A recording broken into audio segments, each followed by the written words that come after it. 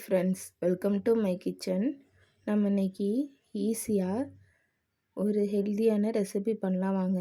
இது கொஞ்சம் வித்தியாசமான டேஸ்ட்டாக நல்லாயிருக்கும். கண்டிப்பாக ட்ரை பண்ணி பாருங்கள். இது ஒரு தடவை செஞ்சிங்கன்னா கண்டிப்பாக அடிக்கடி ட்ரை பண்ணுவீங்க. கொத்தவரங்காய் உருளைக்கிழங்கு வச்சு ஒரு அருமையான டிஷ் செய்யலாம். இது சாதத்து கூடவும் சப்பாத்தி கூடவும் அருமையாக இருக்கும். கண்டிப்பாக ட்ரை பண்ணி பாருங்கள். நான் 1/2 கிலோ கொத்தவரங்காய் எடுத்து கட் பண்ணி வச்சுருக்கேன். இதை வேக வச்சுட்டு வந்துடலாம். வெந்துருச்சு. ரொம்ப வேக வச்சிடாதீங்க. அமுக்குனா அமுங்கணும். இந்த அளவுக்கு வெந்திருக்கணும். ரொம்ப மைய வேக வச்சிடாதீங்க. இதை தனியாக வச்சுக்கலாம். ஒரு பாத்திரத்தில் எண்ணெய் ஊற்றி சீரகம் 1 ஸ்பூன் போட்டு நல்லா பொரிய விட்டுக்கலாம். சீரகம் பொரிஞ்சதுமே ஒரு வெங்காயம் கட் பண்ணி வச்சுருக்கேன்.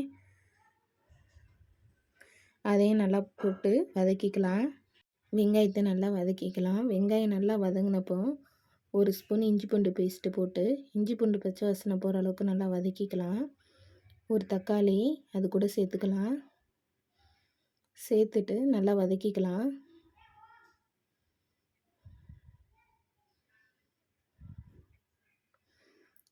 தக்காளி நல்லா வதங்கட்டும்.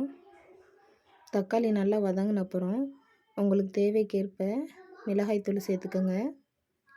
மஞ்சள்தூள் 1/4 ஸ்பூன் சேர்த்துட்டு நல்லா வதக்கிக்கலாம். எண்ணெயிலே மிளகாப்பொடி மஞ்சள் பொடி நல்லா வேகட்டும்.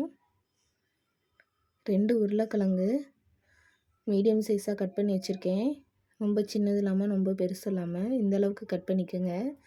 இதையும் போட்டு நல்லா வதக்கிக்கலாம். உருளைக்கிழங்கு நல்லா வேகட்டும்.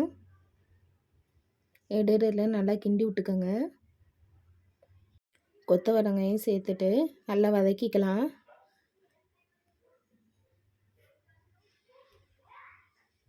கொத்தவரங்காயில் உப்பு காரம் நல்லா சேர்கிற அளவுக்கு நல்லா வேகட்டும்.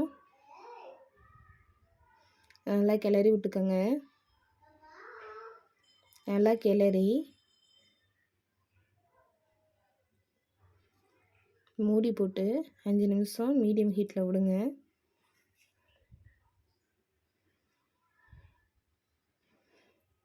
அவ்வளோதான். மூடியை திறந்து சாப்பிட்டு பார்த்தீங்கன்னா எல்லாமே கரெக்டாக இருந்துச்சுன்னா அடுப்பை ஆஃப் பண்ணிடுங்க. கண்டிப்பாக ட்ரை பண்ணி பாருங்கள். லைக் பண்ணுங்கள், ஷேர் பண்ணுங்கள், கமெண்ட் பண்ணுங்கள், சப்ஸ்கிரைப் பண்ணுங்கள். தேங்க்யூ ஃபார் வாட்சிங்.